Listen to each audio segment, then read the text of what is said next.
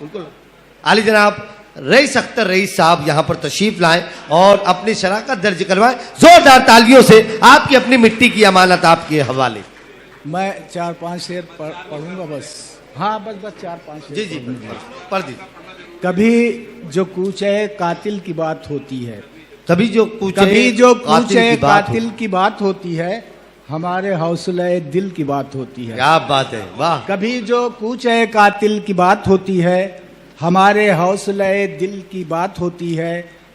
जुनून शौक वहीं जाके रक्स करता है, जुनून शौक वहीं जाके रक्स करता है, जहाँ पे तौको सलासिल की बात होती है। बात है, वाह वाह वाह। जुनून शौक वहीं जाके रक्स करता है, जुनून शौक वहीं जाके रक्स करता है, जहाँ पे तौको सलासिल की बात होती है। सुकून कल्ब मयस्सर है मुझको सहरा में, सुकून कल्ब मयस्सर है मुझको सहरा में, न जाने क्यों तेरी महफिल की बात होती है। सुकून कल्ब मयस्सर है मुझको सहरा में, न जाने क्यों तेरी महफिल की बात होती है। धड़क उठे जो किसी गैर के भी गम पे रईस, धड़क उठे जो किसी गैर के भी गम पे रईस, जहां में सिर्फ उसी दिल की बात होती है। बहुत बहुत मुबारकबाद पेश करता हूँ।